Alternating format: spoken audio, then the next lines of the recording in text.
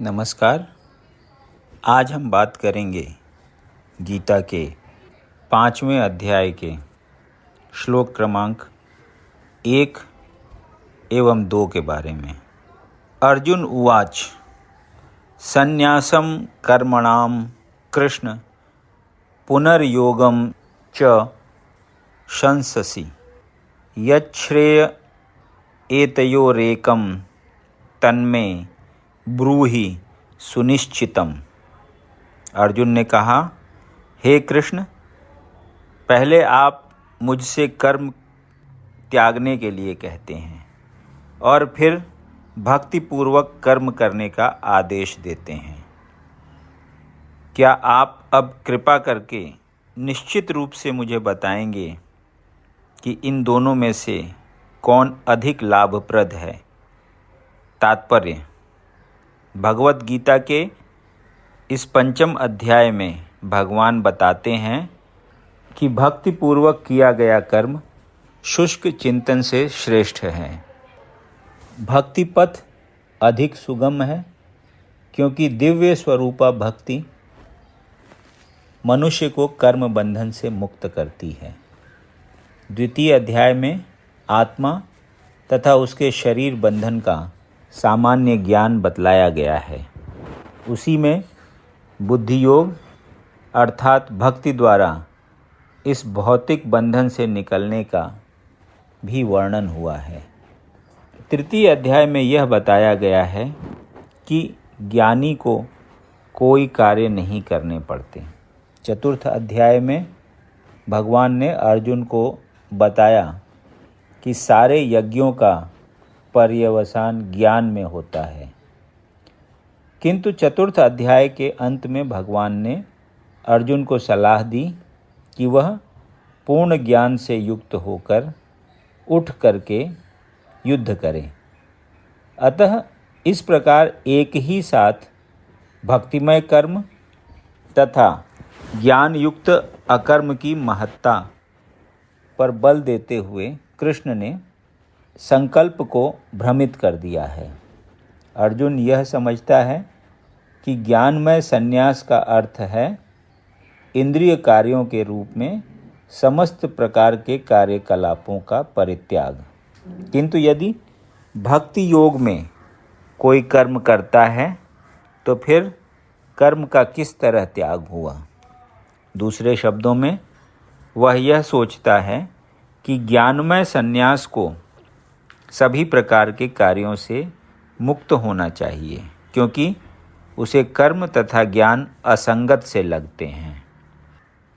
ऐसा लगता है कि वह यह नहीं समझ पाया कि ज्ञान के साथ किया गया कर्म बंधनकारी न होने के कारण अकर्म के ही तुल्य है। अतएव वह पूछता है कि वह सब प्रकार के कर्म त्याग दे या पूर्ण ज्ञान से युक्त होकर कर्म करें।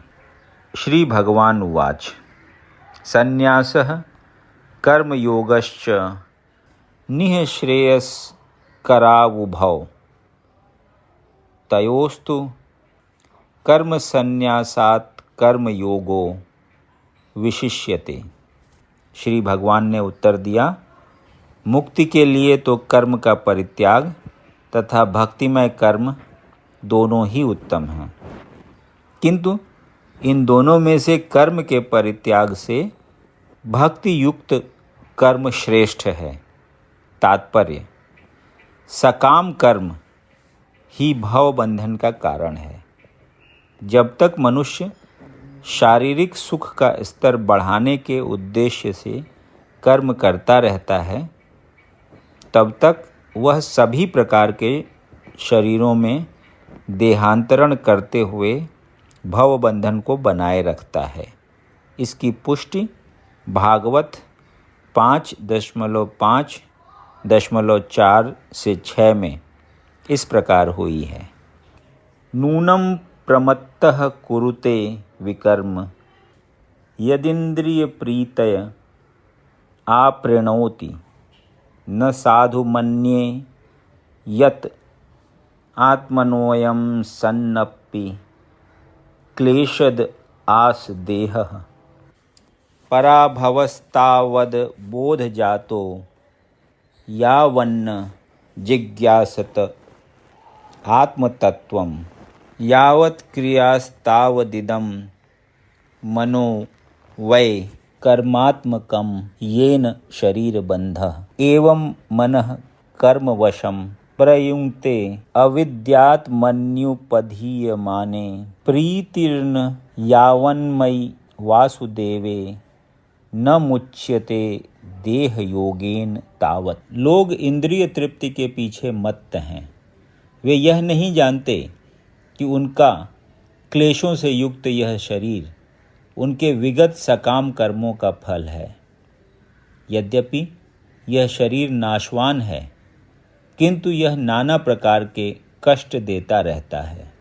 अतः इंद्रिय तृप्ति के लिए कर्म करना श्रेयस्कर नहीं है।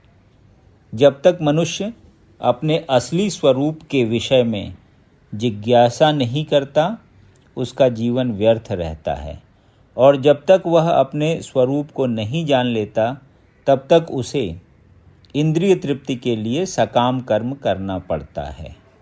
और जब तक वह इंद्रिय तृप्ति की इस चेतना में फंसा रहता है, तब तक उसका देहांतरण होता रहता है।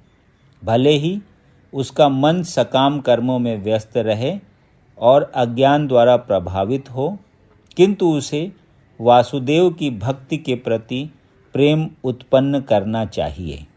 केवल तभी वह भव बंधन से छूटने का अवसर प्राप्त कर सकता है। अतः यह ज्ञान ही कि वह आत्मा है, शरीर नहीं, मुक्ति के लिए पर्याप्त नहीं। जीवात्मा के स्तर पर मनुष्य को कर्म करना होगा, अन्यथा भव बंधन से उबरने का कोई अन्य उपाय नहीं है। किंतु कृष्ण भावना भावित होकर कर्म करना सकाम कर्म नहीं है। पूर्ण ज्ञान से युक्त होकर किए गए कर्म वास्तविक ज्ञान को बढ़ाने वाले हैं।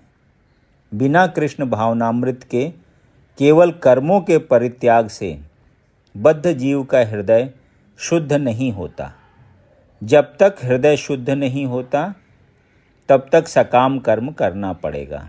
परंतु कृष्ण भावना भावित कर्म कर्ता को स्वतः सकाम कर्म के फल से मुक्त बनाता है, जिसके कारण उसे भौतिक स्तर तक उतरना नहीं पड़ता। अतः कृष्ण भावना भावित कर्म संन्यास से सदा श्रेष्ठ होता है, क्योंकि संन्यास में नीचे गिरने की संभावना बनी रहती है। कृष्ण भावनामृत से रहित संन्यास अपूर्ण है, जैसा कि श्रील रूप गोस्वामी ने भक्ति रसामृत सिंधु में 1.2.258 में पुष्टि की है। प्रापंचिकतया बुद्धिया हरि संबंधी वस्तुनः मुमुक्षुभिः परित्यागो वैराग्यम फल्गु कथ्यते। जो मुक्तिकामी व्यक्ति श्री भगवान से संबंधित वस्तुओं को भौतिक समझकर उनका परित्याग कर देते हैं, तो उनका संन्यास अपूर्ण कहलाता है। संन्यास तभी पूर्ण माना जाता है जब वह ज्ञात हो कि संसार की प्रत्येक वस्तु भगवान की है और किसी भी वस्तु का स्वामित्व ग्रहण नहीं कर सकता। वस्तुतः मनुष्य को यह समझने का प्रयत्न करना चाहिए कि उसका अपना कुछ भी नहीं है, तो फिर संन्यास का प्रश्न ही कहाँ उठता है। जो व्यक्ति यह समझता है कि सारी संपत्ति कृष्ण की है, वह नित्य सन्यासी है। प्रत्येक वस्तु कृष्ण की है, अतः उसका उपयोग कृष्ण के लिए किया जाना चाहिए। कृष्ण भावना भावित होकर इस प्रकार का पूर्ण कार्य करना मायावादी सन्यासी के कृत्रिम वैराग्य से कहीं उत्तम है।